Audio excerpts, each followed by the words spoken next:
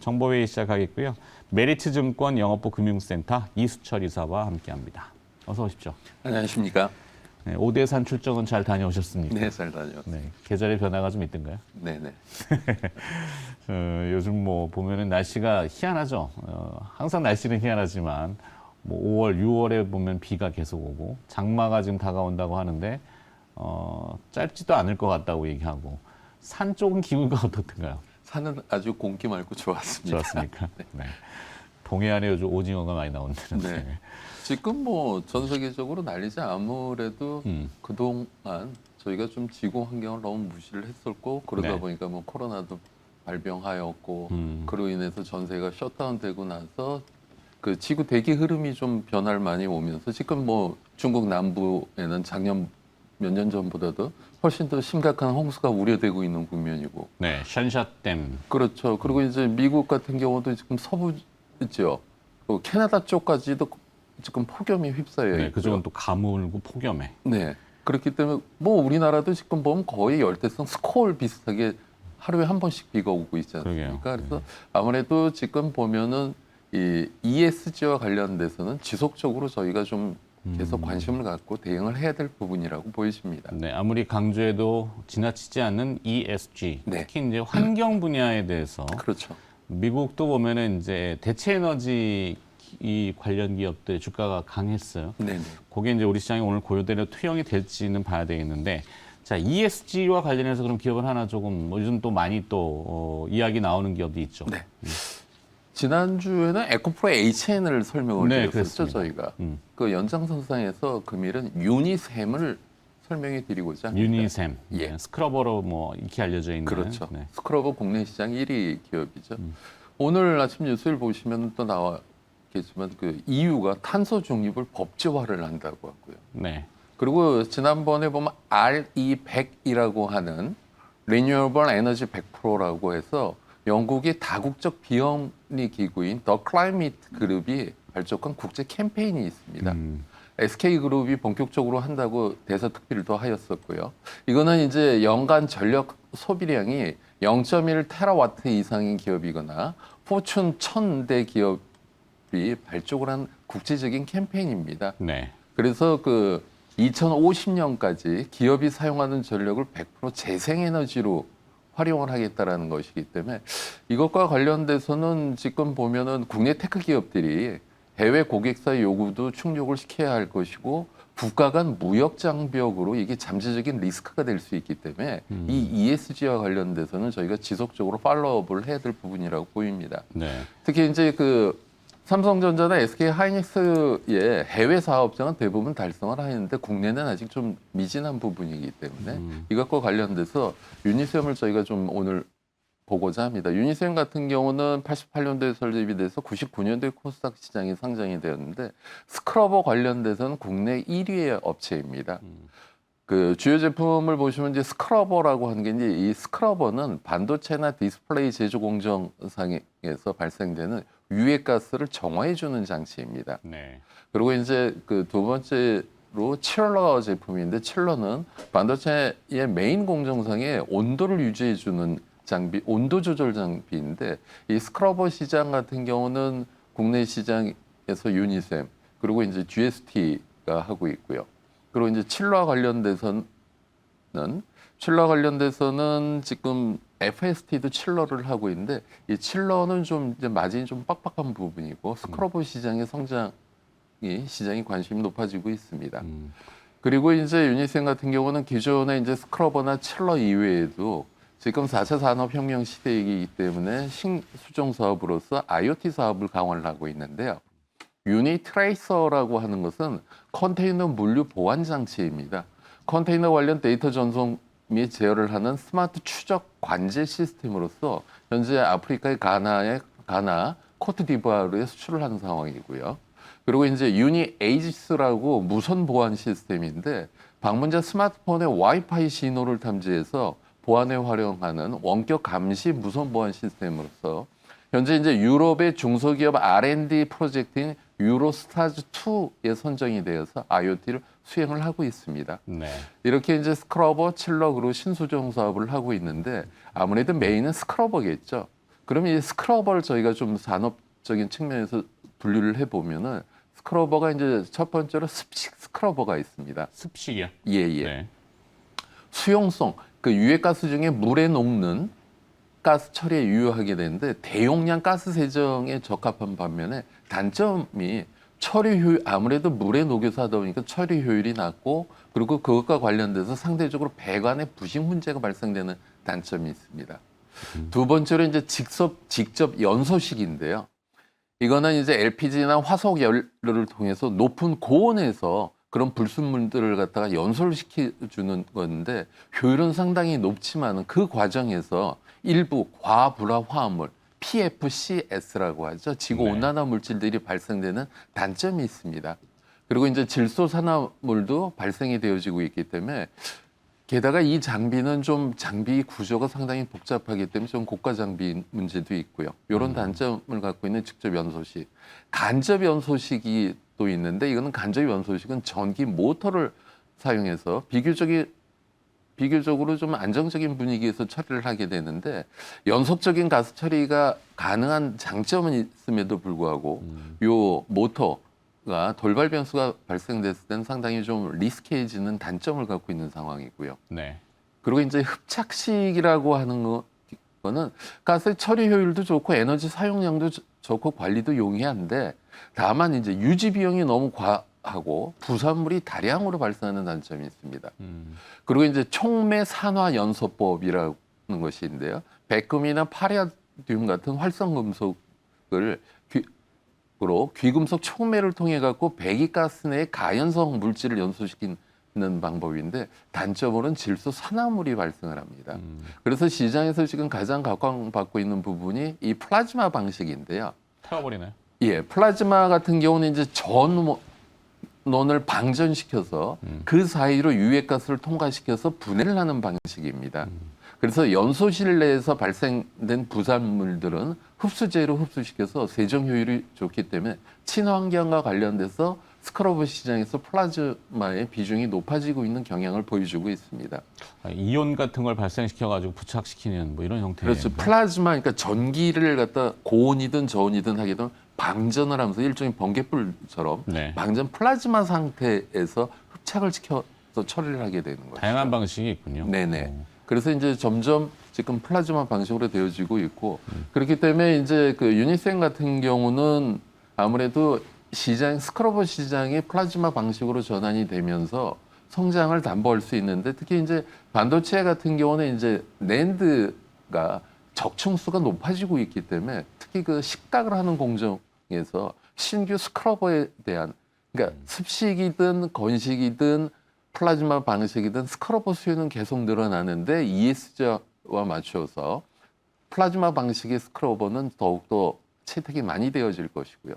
디스플레이도 마찬가지입니다. 디스플레이 업체들이 설비 증설을 하게 되면 지금 그것과 뭐 관련해서 나오지만 삼성 디스플레이 1분기 스마트폰용 OLED 판매가 역대 최고. 그러니까 디스플레이 업체들도 이 유해한 것을 제어하는. 그렇죠. 그렇죠. 예. 어제 저희가 이제 하나기술을 많이 파봤는데. 네네. 2차 전지. 그렇죠. 2차 전지도 에다가 있지만. 폴더블 요즘도. 네. UTG. 예. UTG 가공할 때 이제 유리를 그라인딩 할 때 그 그렇죠. 먼 미세한 파티클 나오죠. 유리가 가루. 굉장히 안 좋잖아요. 실제는.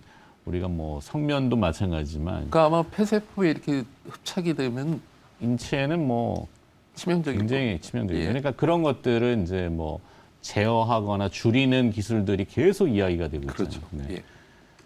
자, 스크러버는 뭐 자주 저희가 비유를 합니다만 유니센 나올 때마다 제가 얘기하지만 그 식당이나 이제 이런 데 보면은 환풍기는 그냥 밖으로 다 빼버리는 거잖아요. 근데 이제 스크러버는 빼가지고 포집해가지고 모아가지고 이걸 어떻게 순화시키거나 나가지 않게 해야 되는 기술이 아까 쫙 나왔던 거. 음식 조리에 비유를 하면은 네. 연기 안 나는 삼겹살 굽는 전기 그릴 어. 광고에 나오지 않습니까? 네네네. 삼겹살 굽는데 밑에 물이 있고 공기로 빨아들여 갖고 그것을 유니셈으로 이해를 하시면 도움이 그렇죠. 될 것 같고요. 가정에는 이제 숯불 식당에 많은 환기구 통해서 위에서 뽑아내는 거는 지난주에 말씀드린 에코프로 HN으로 이해를 하시면 더욱더 적용이 쉬우실 것 같습니다. 레인지 후드 같은 것도. 네네. 그러니까 복합적으로 그게 다 산업에 쓰이려면은 그런 단순한 것들로는 쓸 수가 없다라는 네, 거잖아요. 네. 특히 이제 반도체라든지 디스플레이라든지 이 케미컬이라고 하는 공정이 많이 들어가는 분야들. 그렇죠. 예. 많이 주목이 될 거라고 생각이 들어지고 미리미리 준비를 그래 다 해놔야 되는 거잖아요. 네.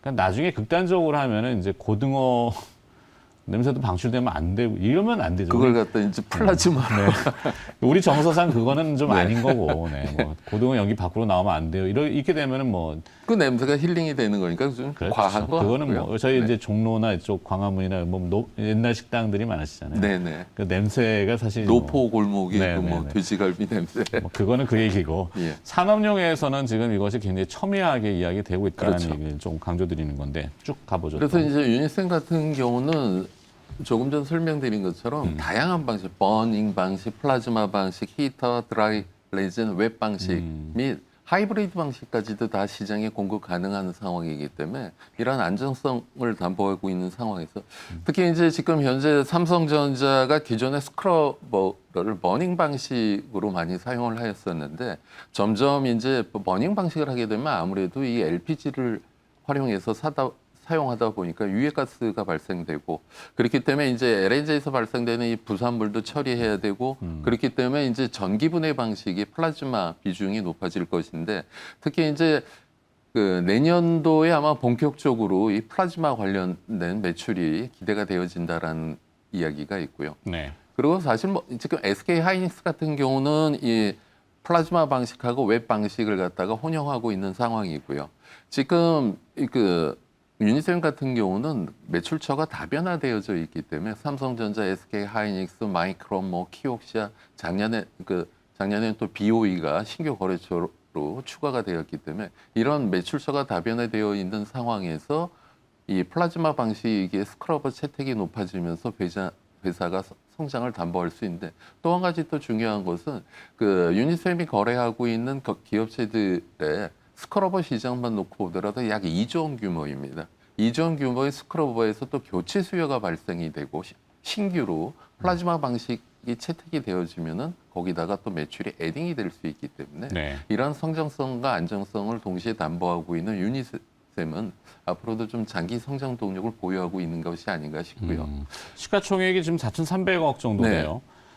그러면 수익성을 고려해 봤을 때 어떻게 또 분석을 해 보시는지. 지금 보면은 그러니까 올해는 작년 여태까지 좀 과거보다도 좀 틀린 매출 현상을 보여주고 있는데요. 네. 대체적으로 1분기가 고점 이후로 좀 슬로우해지는 경향을 보였는데 금년 같은 경우는 1분기 매출이 776억 원인데 2분기 매출이 800억이 이상 나올 것 같다라고 시장에서 추정을 하고 있고요.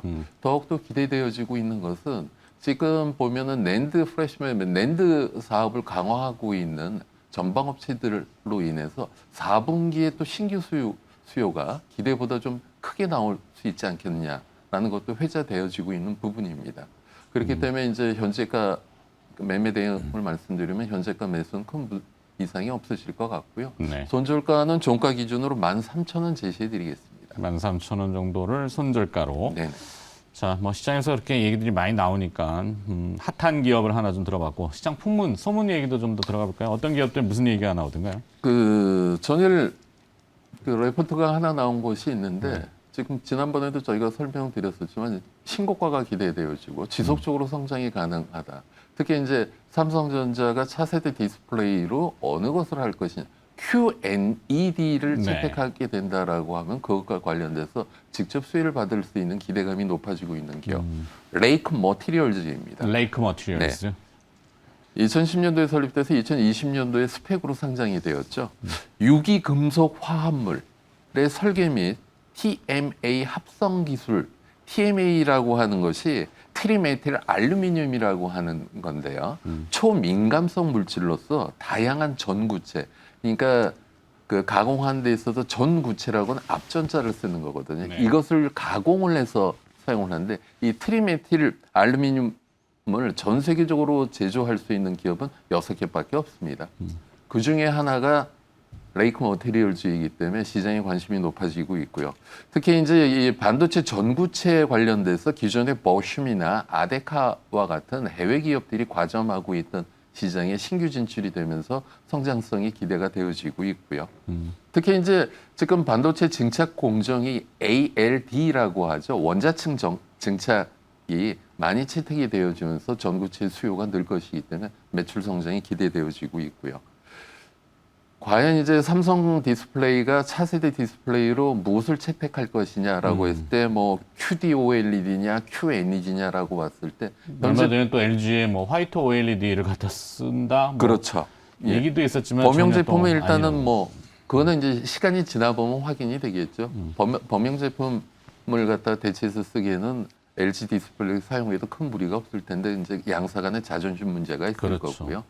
그래서 지금 이제 QNED가 된다라고 했을 때 QNED에 들어가는 코어 소재가 갈륨 전구체라고 하는 것이 있습니다. 네.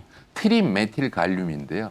그래서 삼성이 QNED를 한다라고 하면 이 트리메틸 갈륨과 관련돼서 레이크 머티리얼즈가 직접 수혜를 볼 것 같다라는 기대감이 전혀 시장에 좀 반영이 되었고, 그리고 이제 이 레이크 머티리얼즈의 본업은 맨 처음 시작됐었던 건 LED와 관련된 전구체들을 다양하게 갖고 있습니다. 네. 그래서 뭐 미니 LED든 QNED든 마이크로 LED든 이 LED 칩이 진화 과정에 전폭적으로 다 대응을 할 수 있는 기업이기 때문에 이러한 그 LED를 기본 사업으로 캐시카우로 깔고 가면서 새롭게 QNED 소재든 이런 것들이 에딩이 되면서 시장의 관심이 높아지고 있는 부분이고요. 아, 마이크로 LED가 어제 또 이야기 많이 나온 게 이제 메타버스와 관련된 이 디바이스 업체들 있잖아요. 그렇죠.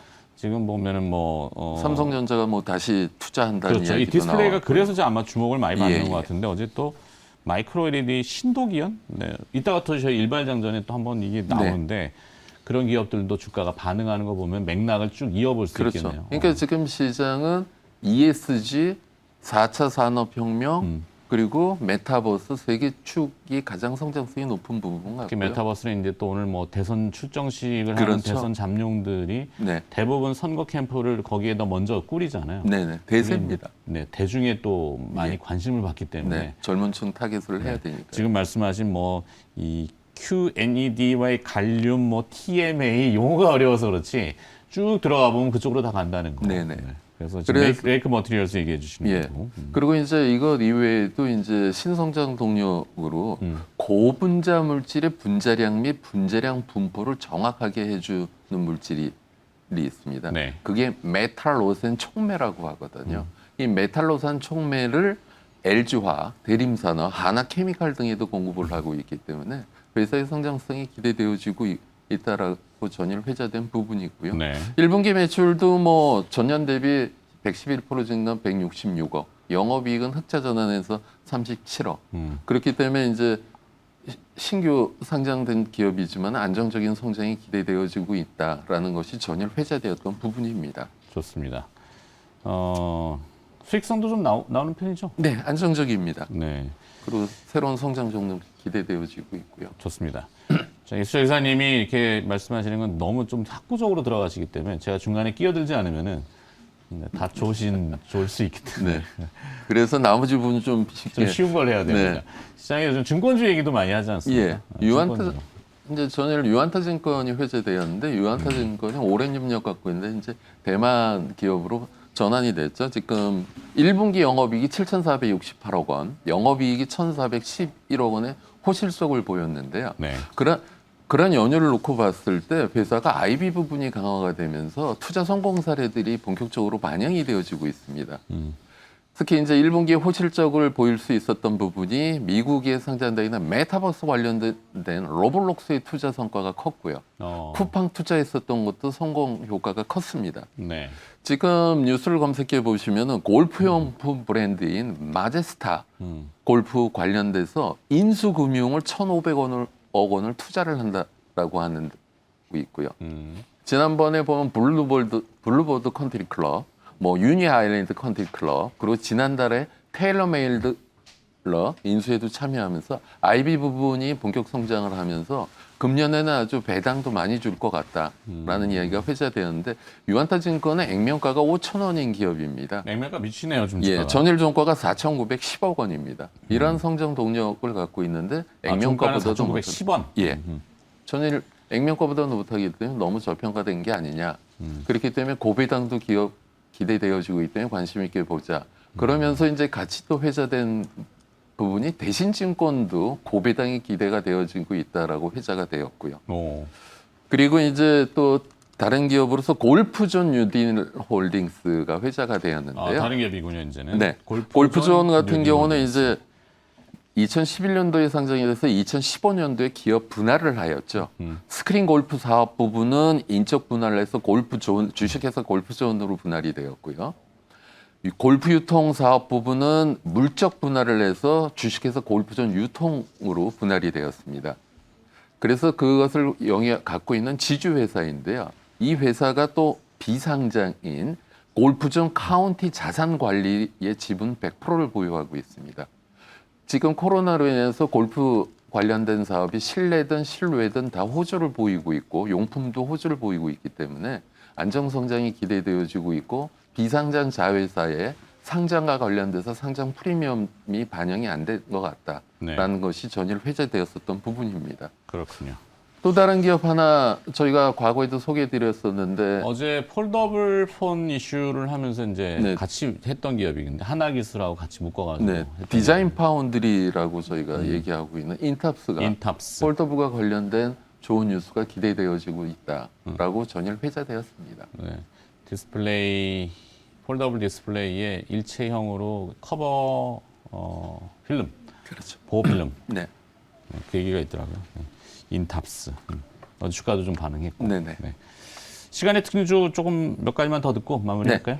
전일 일단 가장 큰 아마 뉴스는 SK 바이오사이언스와 관련돼서 국내 백신 개발사 가운데서는 최초로 네. 코로나19 예방 백신 후보 물질 GBP510의 임상 3상 시험 계획을 KFDA에 제출했다라는 뉴스가 회자되면서 전일 시간에 플러스 3.14% 강세를 보였고요.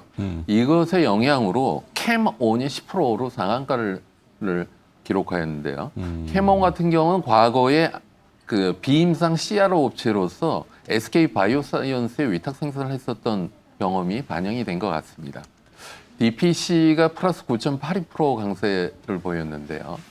그 스틱 인베스트먼트가 8,500억 원 규모의 하이브 주식 블록 딜을 추진한다라는 것이 반영이 네. 되었고요. 한국 수출 포장이 플러스 3.39% 강세 보였는데 국제 펄프 가격 강세와 지금 택배 물량이 증가하기 때문에 호실적이 기대되어지는 것이 반영된 것 같습니다. DPC 끝나고 한국 수출 포장. 네. 네, 끝맺음을 좀 얘기해 주시면 이렇게 좀 네. 연결이 되고 섞일 수가 있기 때문에. 네. 그리고 이제 비상교육이 플러스 2.06% 강세를 보였는데요. 네. 138억 원 규모의 국정도서 발행자 선정되었다는 것이 반영이 된 것 같습니다. 유나이티드 제약이 플러스 2.02% 강세 보였는데요. 코로나19 델타 바이러스의 효력 시험과 관련돼서 시장의 기대감이 반영된 것 같습니다. 이상입니다. 네. DPC가 제일 그래도 주목이 되겠군요. 근데 네. 반면에 하이브의 주가는 시간에서 약세, 하락했을 거고 예. 블락딜이라는 게 결국에는 할인해서 네네. 현재 시세보다는 낮춰서 예. 통으로 돌리는 거잖아요. 그렇죠. 근데 이제 블럭을 받은 주체가 보통 이게 보호 예수가 걸리지 않기 때문에 네네. 바로 시장에 출회될 수 있다. 그렇기 때문에 이제 가능성이죠. 어제 하이브가 밀렸는데 네. 만약에 이제 그 블록딜을 인수한 쪽에서 단기 시세 차익이 아니고 뭐 롱텀으로 가겠다라고 하면 오히려 조정할 때가 저가면서 기회일 수도 있겠죠. 그건 그들 마음이니까. 네네. 누가 받아가느냐가 중요하겠죠. 그렇죠. 단타냐 장타냐. 그렇죠. 네. 뭐 외국계의 장기 투자자들이라면은 상당히 좋을 거고, 그렇죠. 뭐 외국계 연기금 이런 데면 좋을 텐데, 네네. 그건 뭐 모르겠습니다, 저도. 네, 맞습니다. 네. 자, 정보회의 들어봤습니다. 메리츠증권 영업부 금융센터 이수철 이사였습니다. 오늘 고맙습니다. 감사합니다.